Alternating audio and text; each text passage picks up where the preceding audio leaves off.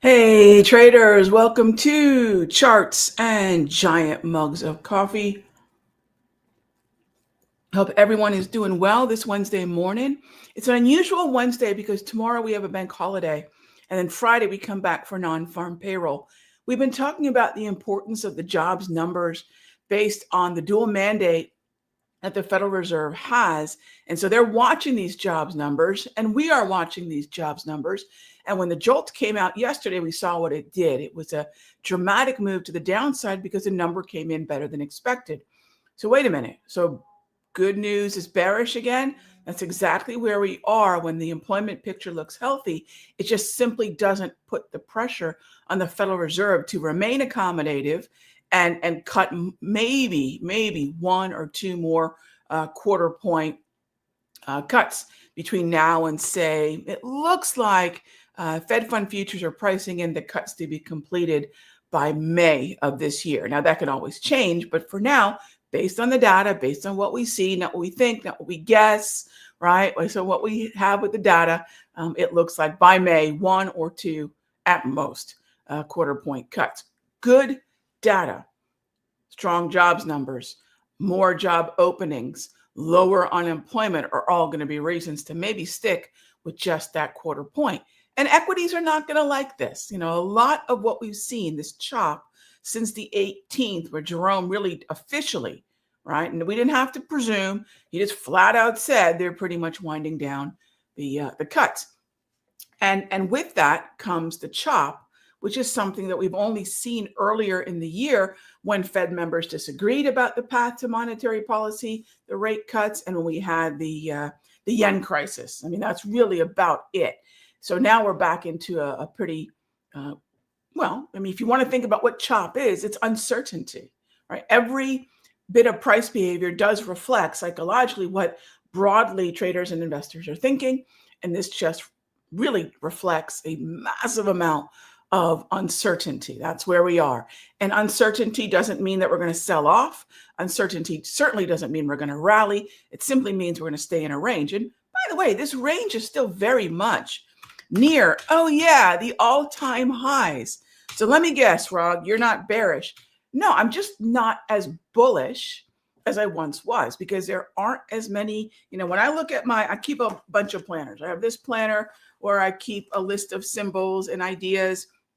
I love planners. It's probably something I borderline need an intervention for. That in books. And I have this thing right here where I keep, again, different ideas, different symbols, different setups that are on the radar. Always write things down. Always. You get an inspiration, write things down. And then you can go hunt down the validity of that idea. I don't know how many of you, I never got into Yellowstone. I know that's a super popular show.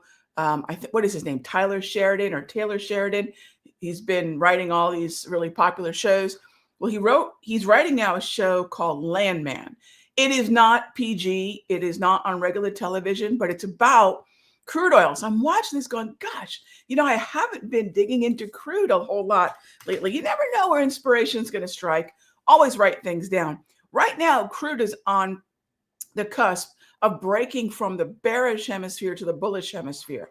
And I'm going to keep a really close eye on that because if that rising tide, right, can get across, say, $76 a barrel, and it then starts to take oil and gas explorers, oil services, energy stocks, so XOP, OIH, XLE with it, we're going to see maybe something different. We haven't seen a lot of energy from energy, right? It's been lacking energy. It's been lacking the very thing it's supposed to give us. But yeah, I sort of think and watch this Landman show. You know what? It was called Landman. I haven't looked at crude in a minute. And there's a reason I haven't looked at crude for a while. But if we can break above that level, if what is resistance can become support, this could get very interesting this year. And we'll definitely keep an eye on it.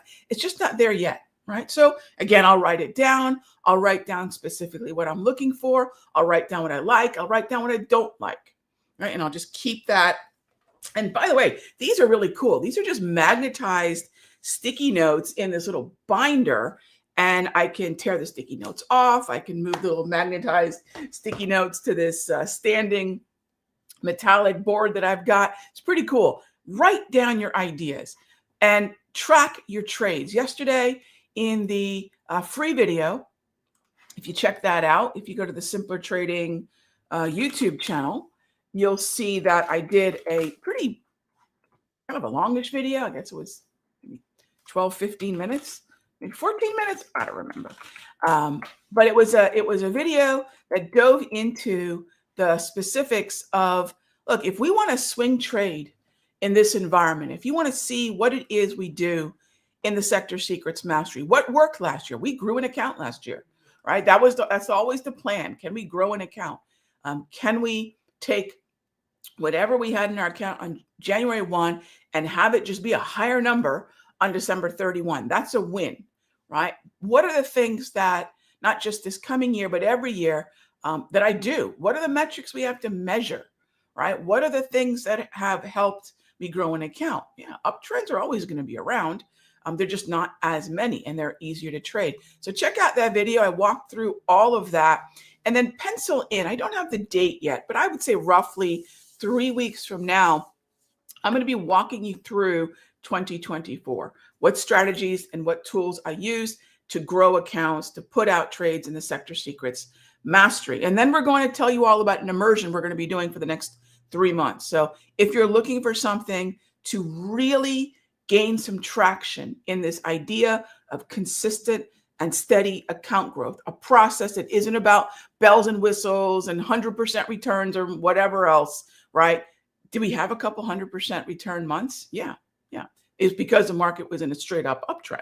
So when we look back on the year, you're going to see a lot of the returns were based on what the underlying market behavior was. So this is where there's a little bit of, say, sobering news. This is not Q1 of 2024, which was probably the best quarter that we had last year. Q1 was by far, other than 2020, I haven't seen a series of months like Q1. Q4 was pretty good, mostly because November was fantastic. Post-election, we saw that massive rising tide. Think of your trading as being, where can I find that rising tide and what is benefiting from the rising tide? It's really a mindset. It's not about finding exceptions to the rule. It's not about finding an uptrend in a whole host of weak stocks in a weak sector. It's not about meme stocks. It's just asking, where is their alignment? And the more alignment we have, the more opportunities we have, the better trading is.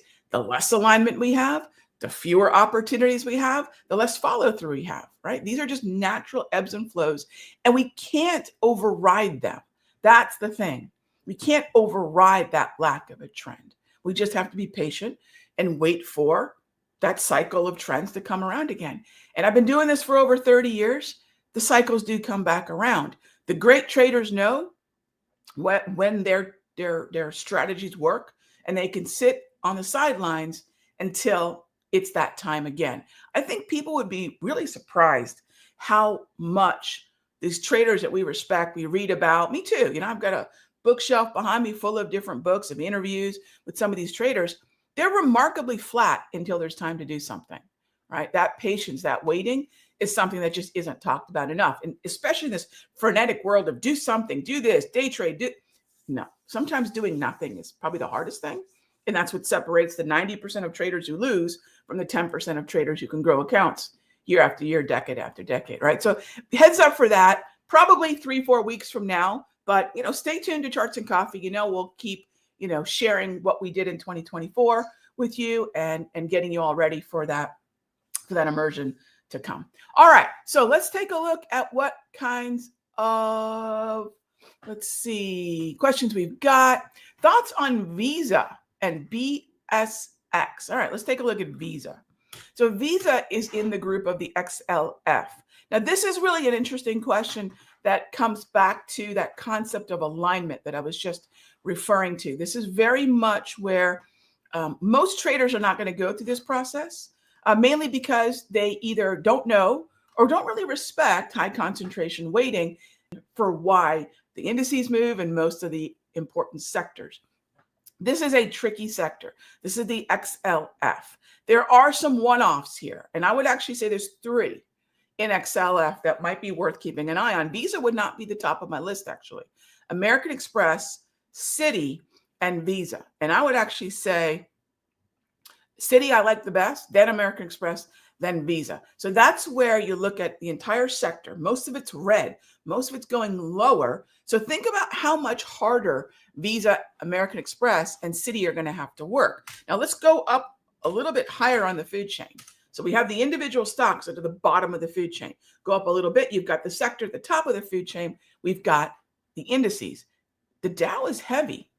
And, if you're in the master, Rog, I know what the number one sector in the Dow is. How many folks know what the number one weighted sector in the Dow Industrial Average is? And it's not industrials. There's your first hint. It's financials. It's financials. So if the Dow is heavy, the financial sector is going to have to work that much harder. And if the financial sector is heavy, those individual stocks will as well. But those would be the three that I would keep the closest eye on. Your other question was BSX. All right, Boston Scientific. That's a gorgeous uptrend, right? That's a gorgeous uptrend. So then the way we want to think about Boston Scientific is pretty easy. First of all, buy the dip. But I think more so than that, what I like to know is when I see an individual stock sort of doing its own thing, meaning separate from the broader averages, separate from what's happening kind of largely in the market, I ask myself, well, what group is this in, right? What group is BSX in? Where is it heavily weighted? And are there other names like BSX moving? And for the most part, when you look at BSX, you'll see some growth equity sectors, but for the most part, it's in healthcare. It's in medical devices. The ETF is IHI. You'll see it weighted a little bit lower, but weighted in healthcare, XLV. So is healthcare a great sector? It looks as good as it's looked probably in a year. Healthcare was one of the uglier sectors last year. Are there certain corners within healthcare that are finally showing a little bit of signs of life? Yeah, I would say there's three that are popping up here, AbbVie, Thermo, and Pfizer in a very ugly sector. But BSX is doing its own thing. So as long as we're cognizant of the fact that it's strong, even though the group that it belongs to is quite heavy, we focus on buying the dips and we're prudent about paying ourselves when we can, not when we have to. That's a great look. I mean, BSX would definitely be something where, you write down an idea, put it on the idea notepad and say, look, there are some interesting potential setups that are bucking the trend of what has been a heavy sector. The lower weighted stocks in XLV, like BSX, quite frankly, might be a really good way to go. So good looking name and definitely worth jotting down. Yeah, 100%. I would definitely jot that one down. So what you want to keep an eye on for BSX, I'll tell you right now, BSX is mostly green. I'd like to see two more green candles, but this is the way I would look at BSX. If we can get down to about 89.10 to say 87.25, that zone, and the closer we are to 87.25, the better. Buy calls in that lower part of that zone and proactively pay yourself as we get to about 92. So what that allows you to do is take advantage of a little bit of a move higher, but not presume we get a breakout. This is just a technique that I teach in the Sector Secrets Mastery for traders who have been breakout trading, but are tired of the whipsaws, tired of the false breakouts, tired of buying into a new high, only to see the pullback shake you out and then it go back in your favor, right? Who's been there, done that? This absolutely reduces, nothing eliminates problems in trading, right? Trading is hard, but it absolutely gives you a better chance than your run-of-the-mill momentum trader buying into a new high. You can say, look, I want to let that new high be something I benefit from, but I need a better positioning before that new high so I can at least manage risk and maybe pay myself along the way. And that's the way I would look at BSX. So thanks for the question, Jess. All right. Next up is taking a look at, let's see here. Bear with me.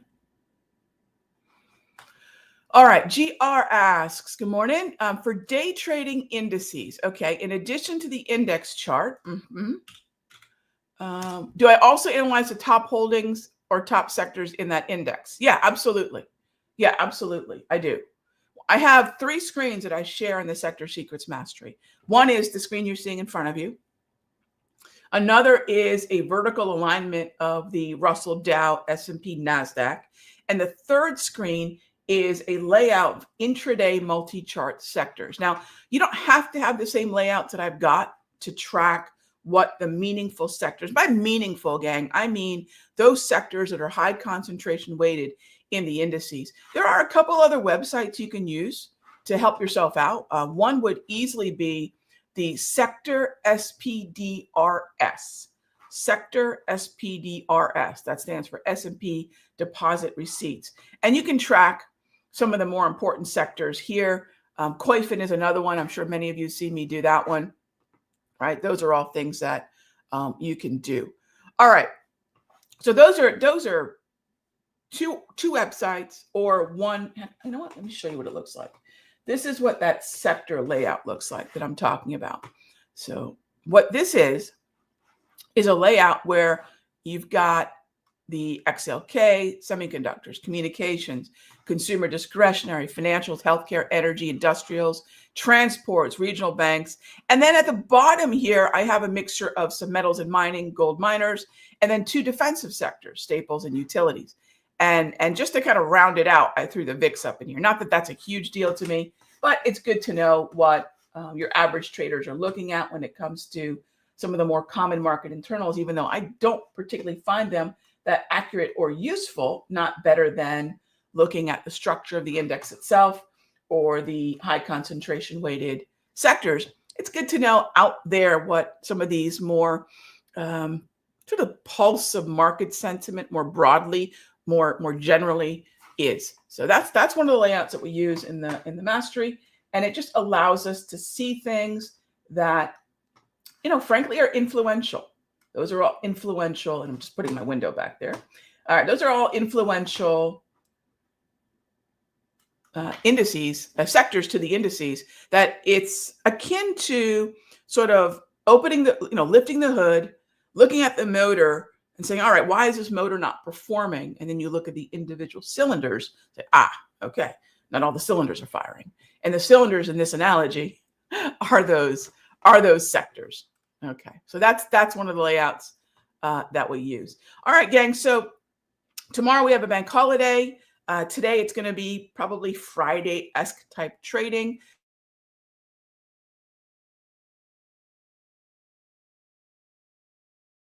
For traders who don't want to be in a situation to be looking at managing risk based on the Friday non-farm payroll, which comes out at 8:30. So you might see a little bit of winding down in positions because an hour before the bell on Friday, NFP comes out. And if you thought JOLTS moved the markets, non-farm payroll is capable of doing that and much, much, much more. So we might see a little bit of that. Again, I'm not ever predicting. I'm looking for scenarios that could happen. I write them down. And this way I'm just aware of, hey, keep an eye out for that. Keep an eye out for this. So I'm mentioning that right now. All right, gang, be good to each other, and I will see you. I don't know that I'm going to do charts and coffee tomorrow, but if I do, you'll see the notification.